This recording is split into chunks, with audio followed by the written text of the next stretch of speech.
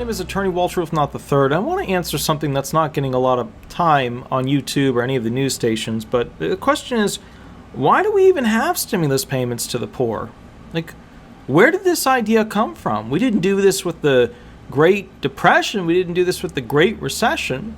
So I started to sit back and think about it. And what I realized was that normally when a Great Recession, depression, or potential of the financial system just falling apart, right? Normally when that pops up, the big problem, because look, if our money system fails, what do? Go back to bartering, sheep and gold, So when there's a big problem, we have to look at this thing, and the government traditionally through the Federal Reserve will go ahead and split up essentially what they're doing to try and boost through their monetary tools. Essentially, it's kind of like a trickle-down theory idea where they make money really cheap to borrow. They make it better for stocks. They make it better for bonds. They make it easier for people to invest. But that doesn't really help the disabled. That doesn't really help the retired. That doesn't really help a lot of the people that aren't in the top 1%. Originally, the identification of this idea is it's a trickle-down theory. You get money up to the top, and then it trickles down because they're hiring people, yada, yada. But that doesn't really help people on Social Security benefits that much. I mean, sure, some, but not all. So, okay. Then they came out with this new idea. We're going to create a dichotomy. The Wall Street, push, and the Main Street push. The 1%ers, everybody else. Our group, everybody else. So what does that mean? It means that basically the 1%ers, they were still helping them out through this whole COVID thing with stock deals, borrowing deals, bond deals, all that stuff. All that stuff was on the table. But this time, they're getting money directly into the hands of the people and skipping this whole trickle-down event. I want to ask you something. Did the $1,200 check make you believe you didn't need to work? Did the $600 check make you believe that you didn't need to work? Did the $1,400 check make you believe that you didn't need to work? And if it did, how long did that last? I have another question. Is receiving unemployment on a monthly basis so good that it's better than the job you had before? They're selling this idea that the money was so good that it was better than basically most of the jobs that were out there. Well, we know that that's not correct because we know that most full-time jobs are better than that. Okay. But was it good enough to be enough without having to do work and not worry about taxes that you'd take it anyways? You don't have to drive there, get dressed there, expend money and this and that and yada yada. Maybe. Maybe when it was the highest that it was. Now that it's lower, why do I see help wanted signs at all the fast food places that I go to? A theory. Most fast food places, and you got to remember, when you guys think of an attorney, you think of somebody up here. I'm more here on how much money I make because my system is, ironically, in disability benefits, the faster you get people found disabled, the less the attorney makes. So I'm actually, as far as disability attorneys go, making less because I'm doing, in my opinion, a better job. But here's the kicker. It is true that with low unemployment, people who would normally do those jobs, fast food jobs, they're getting enough money to just stabilize themselves, a form of UBI, if you will. Which means that those part-time jobs, because most people that start off with these fast food places do not get full-time, they get part-time. So, and I'm sure a few of you will comment, well, I got full-time, riding right into it. Cool. Awesome. Most people are add-ons. I know you're special. Thanks for playing. Okay, now let's go back to the reality here. Getting a monthly check in reemployment/unemployment wasn't enough to keep people from working. Well, maybe. But there's a problem here.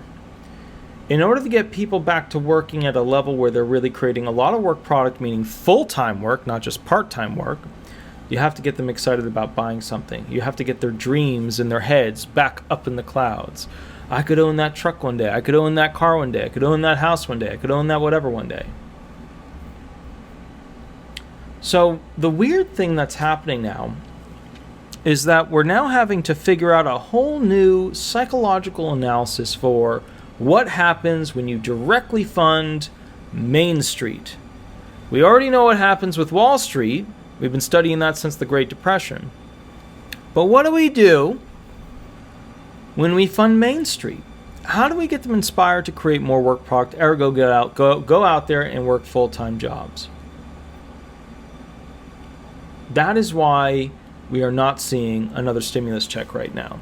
That is why when President Biden came out and said, based on the CDC, if we need to shut down again, I'll go, look at their guidance and advice from there, yada, yada.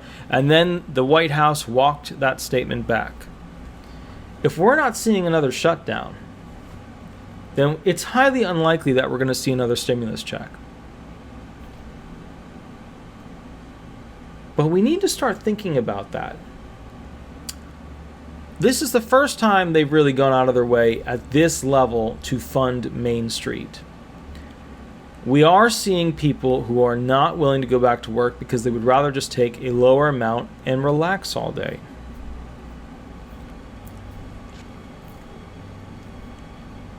It's like we have a two-tier system. People who define happiness one way and people who define happiness another way. Take, for example, me. I finish work every single night, whether it's Monday, Tuesday, Wednesday, Thursday, Friday, Saturday, or Sunday at around 2 a.m. And then I wake up at around 7 a.m. and I keep working. People who define happiness by stuff. That's my category. And then you've got people over here who define happiness by the amount of time they get to relax, the amount of time they get to enjoy their life.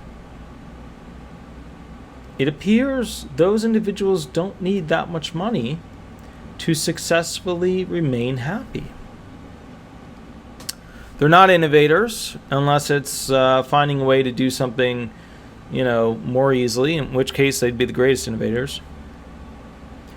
They're not making work product in the traditional sense. But what we learn from this is that there's a group of human beings, a large group, significant percentage, who are happy without requiring the traditional norms of capitalism to guide them. So, I just want you guys to start thinking about why this is all very unique, why this is all unprecedented. Not do we just, we get the checks, yeah, okay, cool. But it's also another thing. We have now learned that in America, we have two human systems of happiness. Do we force those who don't want to work that much to work more under the guidelines of capitalism? Or do we accept that humans are part of the animal kingdom and you have busy beavers that are always working? And you have sloths that, they're just slowly moving their way through life. And that's what makes them happy. Do we define work based upon achievement, kind of like what China's doing?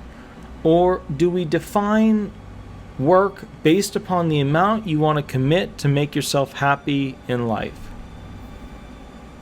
A lot of interesting theoretical questions.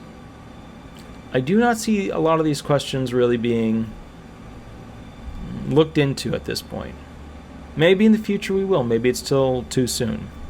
Anyways, guys, my name is Attorney Walter, if not the third. Remember to like, subscribe, leave 5 stars. Also, if you get a chance, catch up with us. We go live, or I go live, 8 to 10 every Thursday. Well, hopefully Cheyenne will be there as well, but I go live 8 to 10 every Thursday. And actually, this is a good moment, too. If you get a chance, somebody that works with me and helps me out with the channel, go check out her channel. It's just starting up. It's called Positively Cheyenne. It's a really great upbeat channel.